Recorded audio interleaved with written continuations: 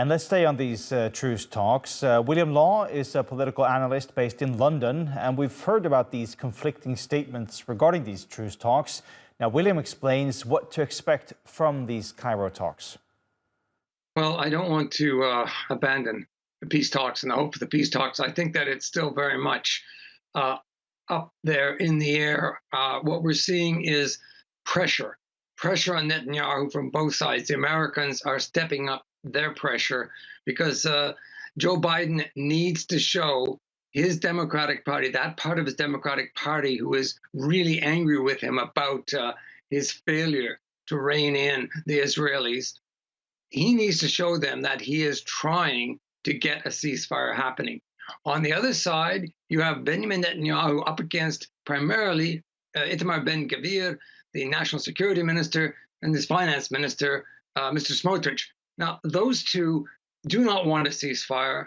They want to drive this war forward. They want to achieve their ultimate goal, which is to drive Palestinians out of Palestine, in Gaza, and in the West Bank. And they see this as their opportunity. And as Claire mentioned, they have threatened on several occasions to withdraw their support for Netanyahu if he moves, in their sense of it, too close to the American position, and that would be agreeing to a ceasefire. So now we see, just when we think a ceasefire is about to happen, the stall from Netanyahu.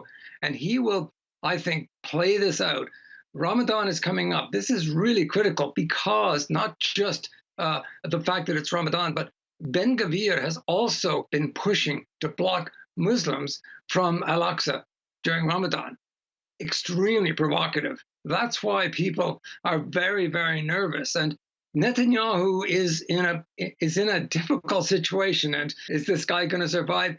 If nothing, his political career has shown that he can find a way to survive. But my sense of it is that he's running out of cards to play, and that Biden may need finally to make a very serious move away from supporting Netanyahu, away from supporting, what is a genocidal war. I mean, we're seeing appalling scenes. We saw them yesterday. We see them on a daily basis. The attacks on humanitarian convoys by the IDF. The IDF is, you could see it in its behavior, is out of control in Gaza in some of the activities it's carrying out. So this all ups the ante on Biden. And the pressure is building on Netanyahu. It'll be interesting to see how Benny Gantz plays it with Kamala Harris. But this, again, is part of the pressure building on Netanyahu.